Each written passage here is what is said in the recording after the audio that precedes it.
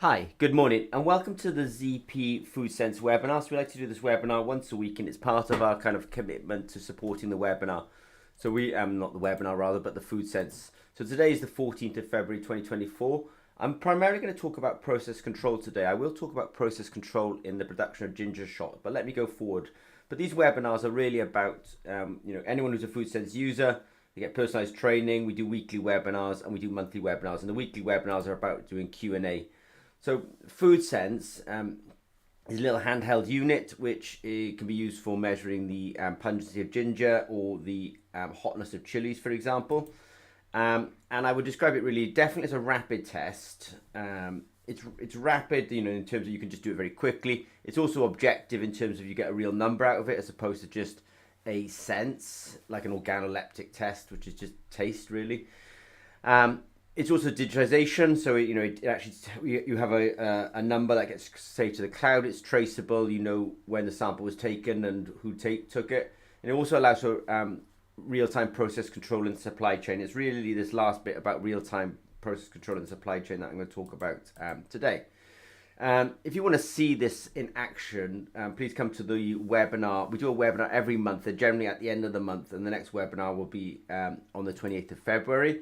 There's a link here. I'll put the link underneath the video, but don't worry if you if it's well past February, don't worry, because contact us. You'll always find there's another webinar at the end of the months anyway. We do one in the morning, one in the afternoon. The one in the morning is trying to cover people in Asia, for example, and the one in the afternoon tries to cover people in the USA, for example. What we're talking about today is manufacturing repeatability. I'm going to primarily talk about ginger shots, but this kind of principle could also be carried across to the chili products as well. If you're not familiar with the FoodSense, I realize I've got one on the shelf and I should sort of bring it down, but the FoodSense, you can see it in the engineer's hands here. It's quite a small little device. It works with iOS systems. Oh, sorry, not iOS systems. It works with either Androids or Apple phones. So the iOS is the Apple phone, obviously, and then there's also Android phones as well, different operating systems, but both systems work with the FoodSense. We have a cloud system here, so I talked about sort of traceability, that in fact every time you run a sample, the data ends up in the cloud.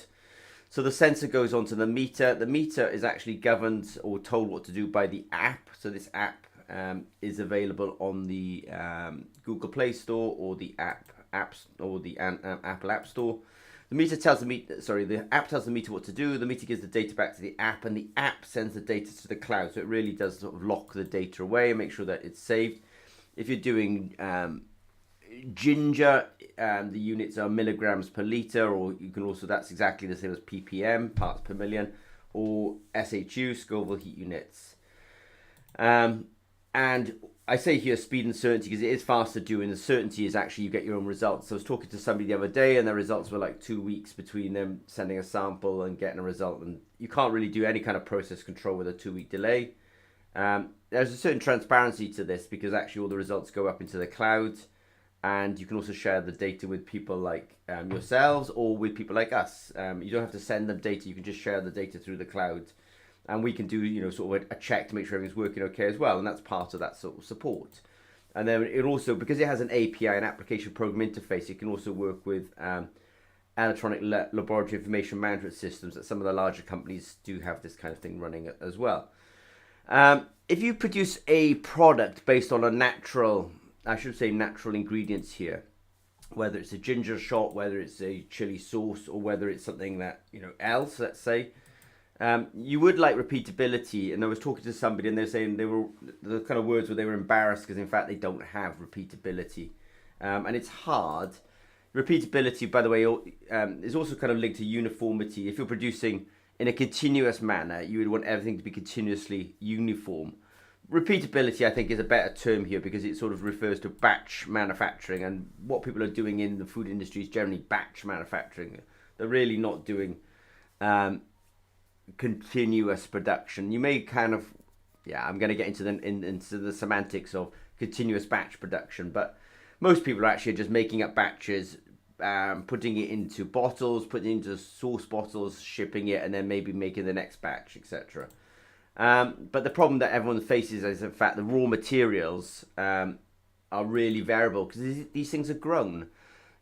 Ginger, where was it grown? What was the conditions at the time of growing? How long has it been stored for? These are factors that would affect the gingerol in that ginger. It's the same for capsaicin. There's capsaicin and dihydrocapsaicin. The variants that were grown, the conditions under which it was grown, the storage conditions. It's very hard to, when your input isn't controlled or isn't as controlled as you'd like, then it's very hard to have a very repeatable output. And then I put a third one in here just to be generic, just to say, even if I talk about ginger and talk about chili, this problem about repeatability in manufacturing of these products when the ingredients is natural and therefore variable, it's pretty hard. I did mention the word batch processing earlier on. So the idea is, that somebody's going to want to blend up something of a particular sort of taste or pungency. And so they want that product, that ginger shot, to be quite consistent. The problem that they have, obviously, is the first thing they need to do is actually taste the product, decide what is the acceptable, let's say, pungency, and then characterize it on the FoodSense. So, for example, you make a ginger shot, you say, yep, that's what I would like. You test it and you find out that it's 6,000 parts per million of gingerol. Great.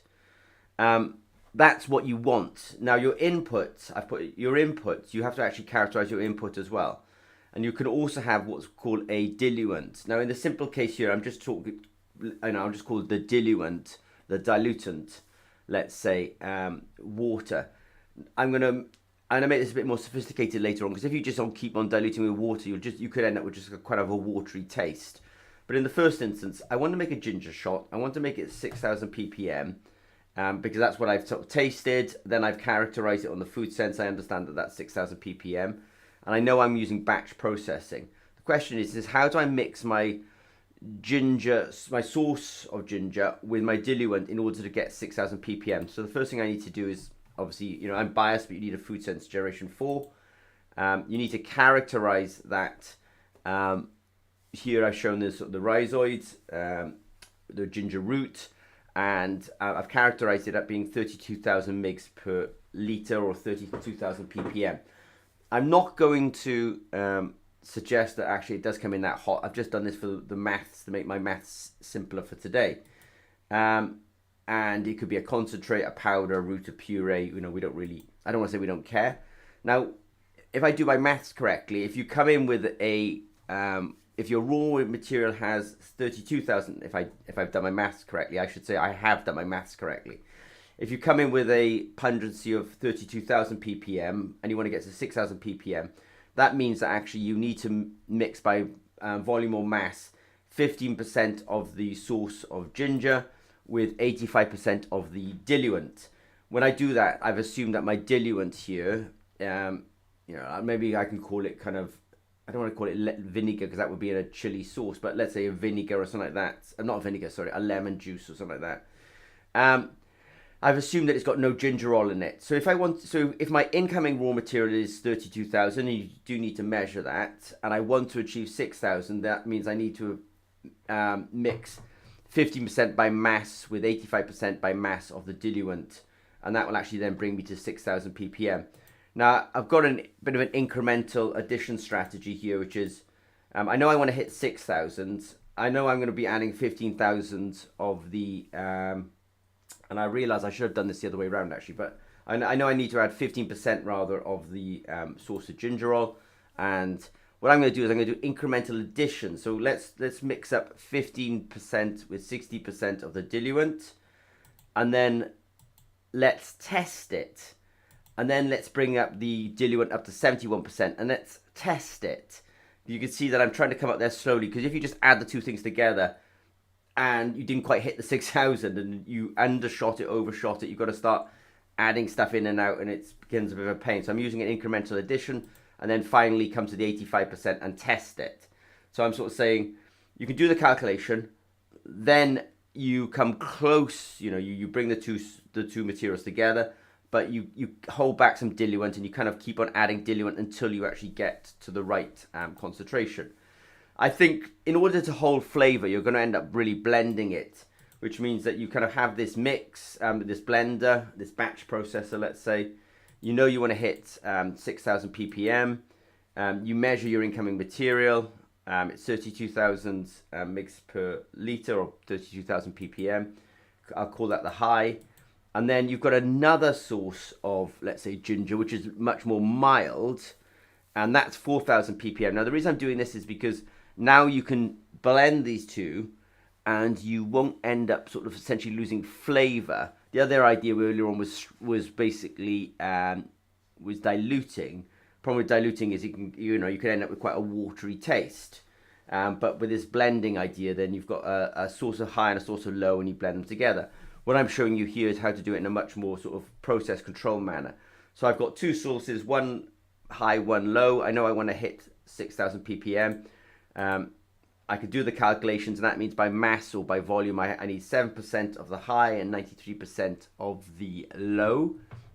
And I would follow the same strategy, in fact, where I would incrementally add.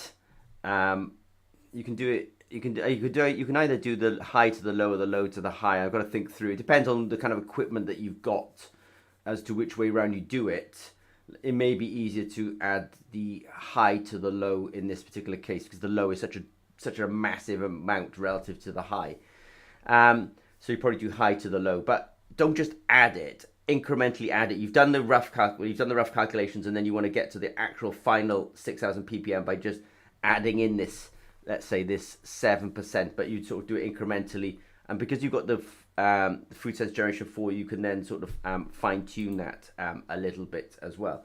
Again, this is a generic discussion. Doesn't matter if you're using concentrate, powder, root, or puree. So in summary, measure the actives before the start of the process on the FoodSense. So people, I think in the ginger shop world, or ginger in general, I don't think people are really testing the ginger oil in those products. They're completely flying blind.